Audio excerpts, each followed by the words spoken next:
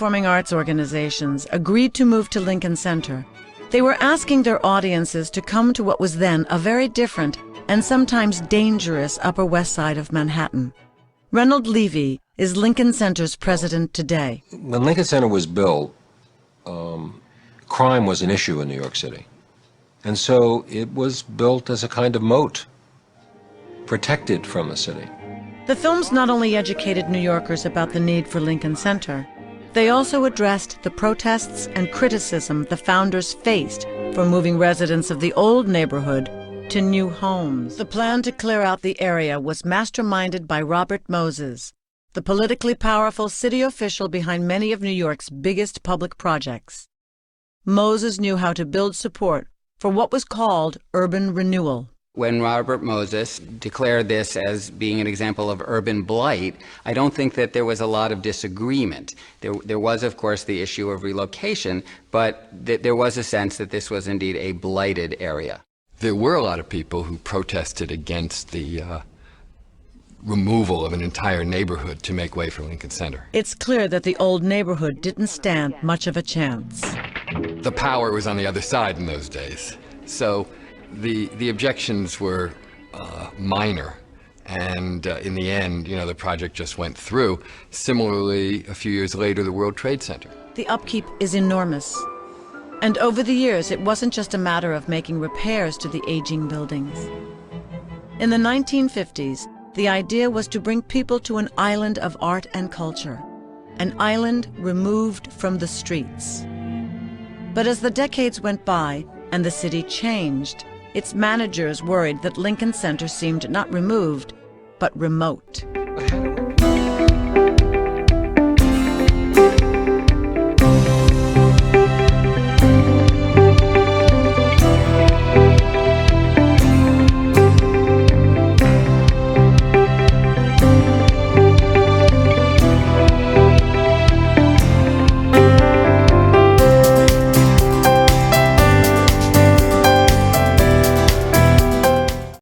It became increasingly clear that Lincoln Center kind of stood apart from the neighborhood, that the whole idea of isolating culture on this podium was not necessarily in the best interest of the city. The problem was exacerbated by Lincoln Center's very success, because while Lincoln Center wasn't connected to the neighborhood at all in its original design, over the years, it had nonetheless had such a positive catalytic effect on the West Side that, by the time we hit the 80s and 90s, there was a big, bustling, very upscale neighborhood all around Lincoln Center. Goldberger says the changing face of the neighborhood confronted Lincoln Center's managers with a new question.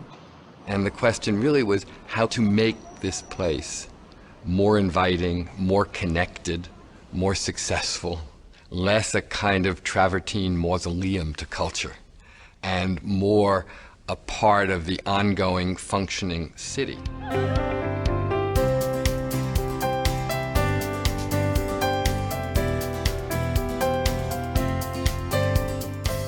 It took a few years, but eventually there was agreement. This would be more than a series of architectural renovations. It takes a view of the plaza entrance before 2010, and then the same view after, to realize what changed.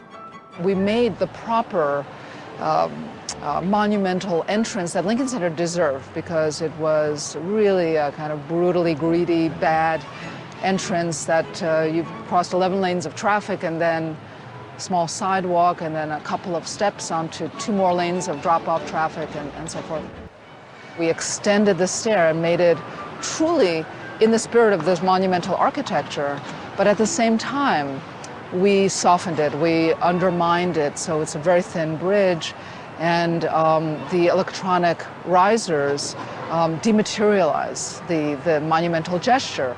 What that means to visitors is that the steps now sport electronic welcomes in dozens of languages. And then there is the fountain. From its beginning, it was magic. We broke down all of the hard walls. We brought a lot of transparency and a lot of communication between the street and the insides. It is communication that goes both ways. Above the Tully lobby, a new Juilliard School dance studio seems to leap out above Broadway. They had the idea that they wanted to expose, some of the art going on in Juilliard to the larger public. One of the things New Yorkers are finding their way to is the only entirely new structure designed as part of the renovation.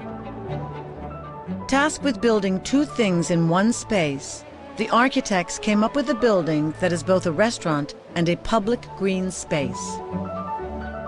We think of it as a bucolic urbanism. So this is a place where you can just go to pasture here. You're off the city street, you're in the air, you've got a great view of the North Plaza, and it feels soft to the touch. Dillard delights in what is called the Illumination Lawn, which tops the brand new Lincoln restaurant. She believes this roof lawn is a way of democratizing the arts. It requires maintenance, it requires irrigation, but it has a great effect and it doesn't take up more space. So that's the great thing about it. It's an extra that you can just enjoy. It's just for sheer pleasure.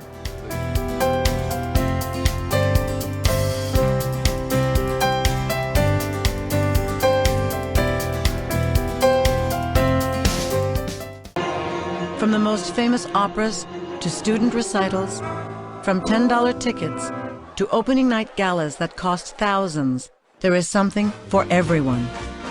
And every year, Lincoln Center presents hundreds of free events.